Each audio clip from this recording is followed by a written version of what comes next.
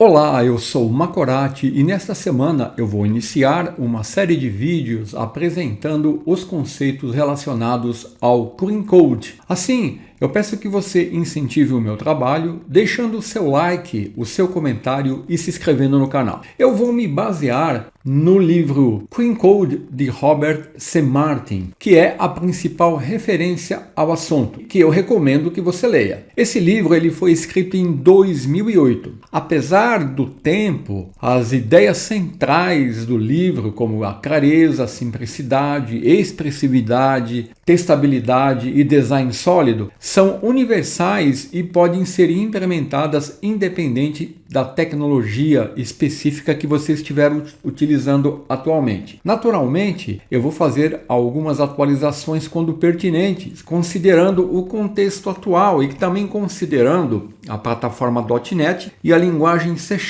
que eu vou usar nos exemplos. Então vamos iniciar com a definição do que vem a ser Clean Code. No livro Clean Code do Robert C. Martin, ele apresenta algumas definições feitas por programadores conhecidos e experientes, de forma que cada programador vai ter uma definição para o que é o Clean Code. Então vejamos o que é o Clean Code para o autor do livro, para o Robert C. Martin. Clean Code, segundo Robert C. Martin, mais conhecido como Uncle Bob, ele pode ser definido como código que é fácil de entender, testar e dar manutenção. Ele é simples, elegante e eficiente, seguindo princípios de design e boas práticas que permitem que ele seja compreendido por qualquer pessoa que o leia, mesmo após um período de tempo significativo desde a sua criação. Além disso, o Clean Code não apenas funciona corretamente, mas também ele comunica claramente a sua intenção aos desenvolvedores e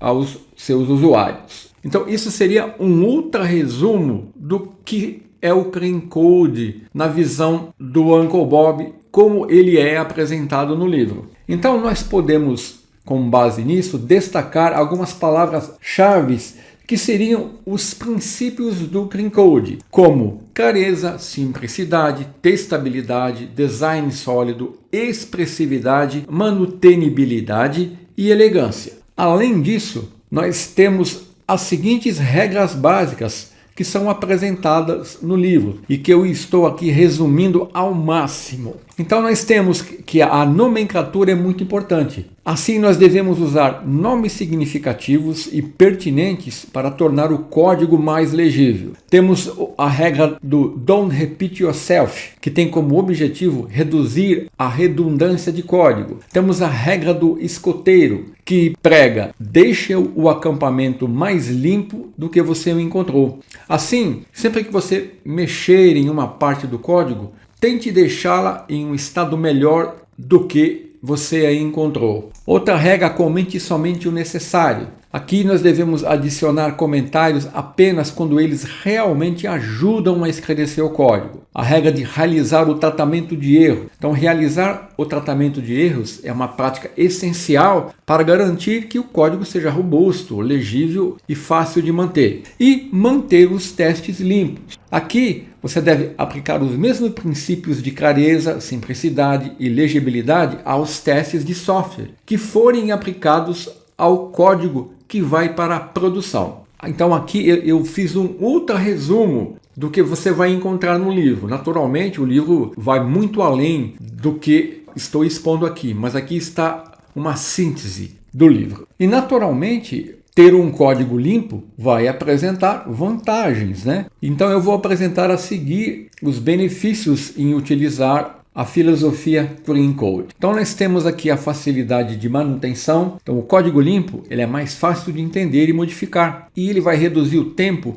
e os riscos associados a futuras alterações, reduzindo a manutenção. Nós temos redução de bugs, ou seja, a clareza e a simplicidade do código vão ajudar a identificar e corrigir problemas com mais rapidez. Nós temos a melhoria na colaboração, porque as equipes podem trabalhar de forma mais eficaz, compartilhando e compreendendo o código uns dos outros com mais facilidade. nós temos um aumento da produtividade. Como os desenvolvedores vão gastar menos tempo decifrando o código, eles vão passar mais tempo implementando novas funcionalidades ou melhorando os sistemas, e com isso a produtividade vai aumentar. E nós temos aqui uma documentação viva no Clean Code, que é um código limpo. Ele serve como documentação autossuficiente, explicando suas próprias intenções e funcionando de maneira clara e objetiva. E ele proporciona maior confiança e segurança. Então, o código limpo é mais fácil de testar devido à sua clareza e estrutura simples, e aumenta a confiança na estabilidade e robustez do software. Então, esses seriam alguns dos benefícios da utilização do Clean Code. Então, investir na prática do Clean Code não só melhora a qualidade técnica do software, mas também ela beneficia a equipe de desenvolvimento e os usuários finais ao longo do ciclo de vida do produto. Então eu quero deixar aqui uma reflexão que eu fiz e que diz que o Clean Code ele é mais que um conjunto de regras que você tem que seguir. Você deve encará-lo como uma filosofia que deve ser adotada por todos os que estão envolvidos em um projeto de software. Então agora eu vou partir para a parte prática, onde eu vou iniciar apresentando um código sujo, que é um código simples, mas que apresenta muitos problemas. E ao longo desta série, nós iremos aplicar os princípios do Clean Code para obter um código limpo. Agora, antes de começar, eu tenho dois avisos importantes. O primeiro é que nesta série de vídeos, a abordagem usada, ela não pretende ser vista como a única solução possível e nem pretende esgotar o assunto. O objetivo aqui é apresentar os fundamentos do Clean Code e aplicar os seus princípios na prática, apresentando soluções comuns e simples para problemas de programação que ocorrem no dia a dia, mostrando que vale a pena escrever um código limpo. E eu também gostaria de apresentar os meus cursos na Udemy. Eu tenho diversos cursos na Udemy: C#, Web API, Clean Architecture, ASP.NET Core MVC, Blazor, Docker, padrões de projetos. E o curso C# aplicando princípios sólidos na prática vai mostrar como aplicar as boas práticas e os princípios sólidos para tornar o seu código limpo. Então, continuando, como ponto de partida, eu vou abrir aqui o nosso projeto criado no Visual Studio, que é um projeto console, contendo a solução que eu chamei de Clean Code e um projeto que eu chamei de projeto Código Sujo. Esse projeto ele contém uma classe chamada Calc1 e a classe Program, que está vazia, né? Podemos remover todo o código aqui. Por enquanto, nós não temos código nenhum na classe Program. Na classe Calc1, nós temos aqui o código que será o nosso ponto de partida. Nós podemos ver no código desta classe, que está sendo exibido, que ele é um código simples, que executa sem erros. Eu não tenho erros aqui, mas que apresenta problemas que poderão ser encontrados em muitos projetos de software. O nome aqui, do projeto Código Sujo, já indica que nesse projeto, que nesta classe, nós teremos muitos problemas. Então, esse é um tipo de código que estraga o dia de qualquer bom desenvolvedor. Eu vou mostrar o mesmo código em um slide, pois assim fica mais fácil eu destacar o que nós iremos fazer. Então, eu vou abrir aqui o slide e eu tenho o mesmo código do projeto agora sendo exibido aqui nesse slide. Então, eu gostaria de fazer uma pergunta a você agora. Qual é o propósito dessa classe? Você seria capaz de, analisando o código aqui, me dizer qual é o propósito da classe Calc1? Então, à primeira vista, você não vai conseguir perceber qual é o papel dessa classe. E olha o nome que ela está utilizando, nada sugestivo. Aqui nós podemos supor que ela realiza cálculos que estão relacionados a desconto, que envolve valores, tipos, e aqui eu tenho anos, representando o tempo. Então, aqui a única forma de eu conhecer mais profundamente o que faz essa classe é consultar o desenvolvedor que criou o código, já que ela não está documentada.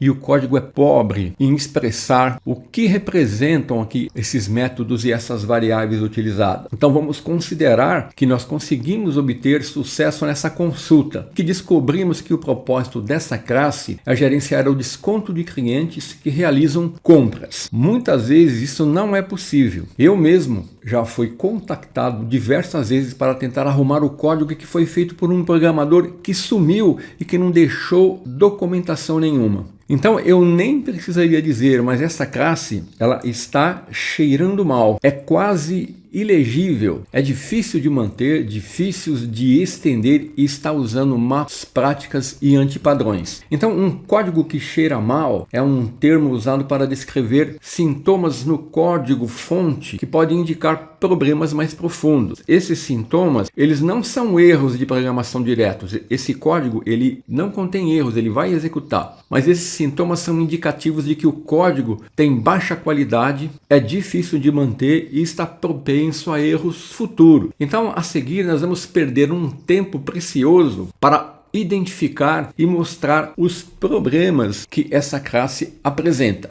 Vamos iniciar identificando o primeiro problema, que é o problema da nomenclatura ou falta dela e da formatação do código. Nós podemos tentar adivinhar qual o propósito da classe calc1, do método cálculos e quais as funções dos parâmetros usados aqui no método. Mas nós percebemos que é muito difícil extrair um algoritmo de cálculo dessa classe. Se você precisar extrair detalhes do algoritmo usado aqui nesse código, você vai ter que modificar o código ou vai ficar perdendo tempo tentando entender o que o método cálculos faz. E se após todo esse esforço você não criar um código mais expressivo ou não refatorar o código, todo esse processo vai se repetir quando outro desenvolvedor se deparar com esta classe. Então aqui nós podemos identificar que o nome da classe e do método que estão sendo utilizados aqui com caixa baixa não seguem o padrão atual recomendado para o C#,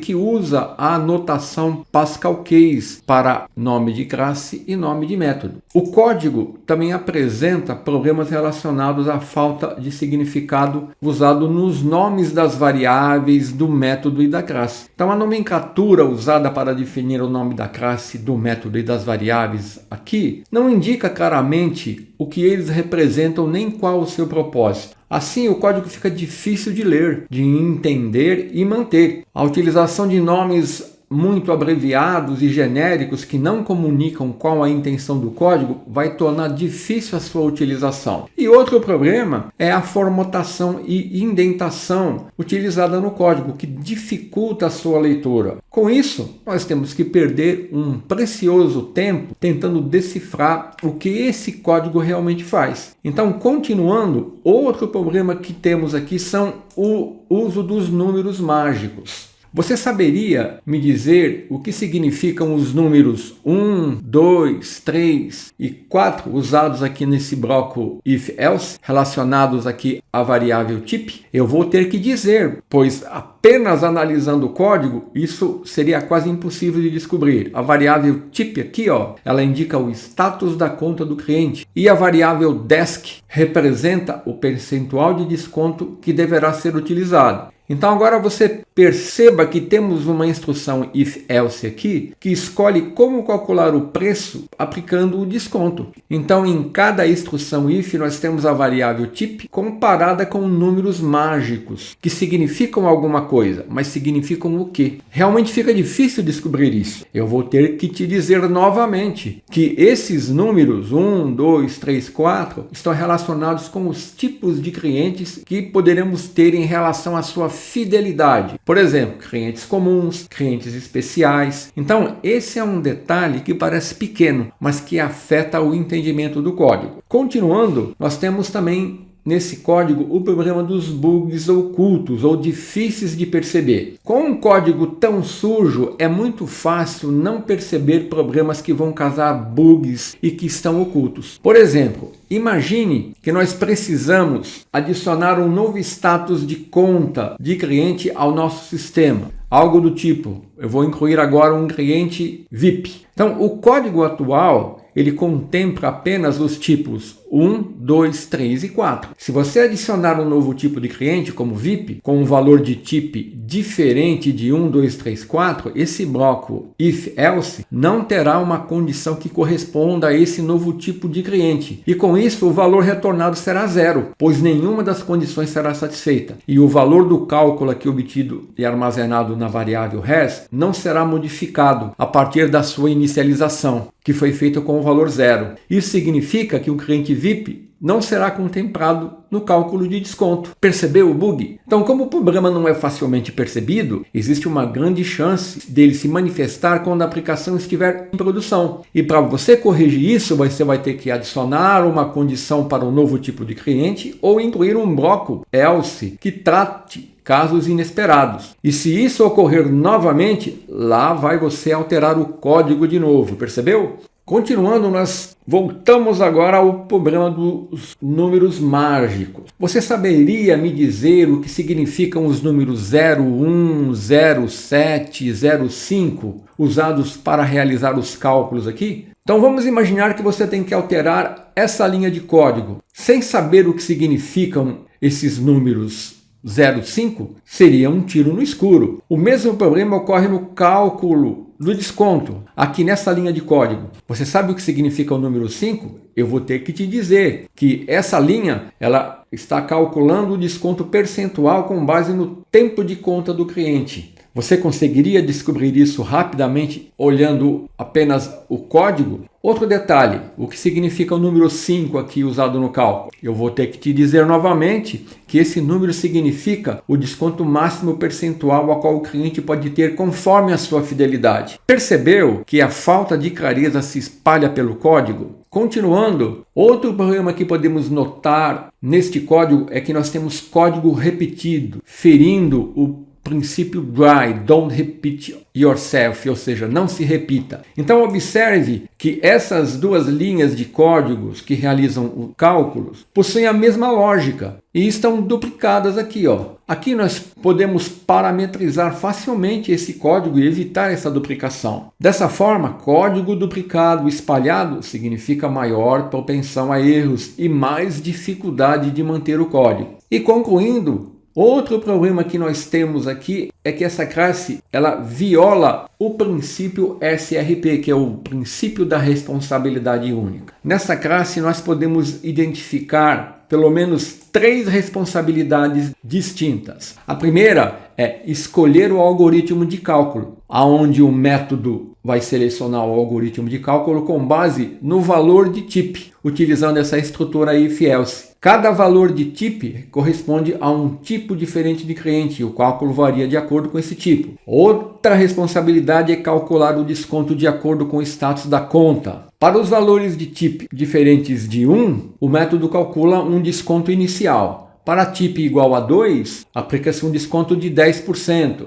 Para type igual a 4, aplica-se um desconto de 50%, que é o desconto máximo. E a outra responsabilidade é calcular o desconto pelo tempo de fidelidade, onde o método ajusta o valor calculado anteriormente com base no tempo de fidelidade que é dado em anos aqui. Esse ajuste é calculado nesta linha de código e o resultado é armazenado na variável desc, onde desc é determinado pelo número de anos de fidelidade do cliente, aplicando um desconto adicional proporcional ao tempo de fidelidade, até um máximo de 50%. Então aqui nós temos 3 responsabilidades nessa classe, e isso viola o princípio SRP. Agora, qual o problema disso? O problema é que se precisarmos modificar uma dessas responsabilidades, as demais serão afetadas. Com isso, o nosso código vai quebrar e nós vamos ter que perder tempo realizando a refatoração e realizando os testes do código novamente. Então, nós já identificamos os principais problemas dessa classe, que se constituem em más práticas e fazem com que o código cheire mal, causando problemas e prejuízos. Então, na próxima semana, nós vamos arregaçar as mangas e corrigir esses problemas usando as regras do Clean Code, que inclui as boas práticas, para obtermos um código legível, fácil de manter e fácil de testar, para obtermos um código limpo.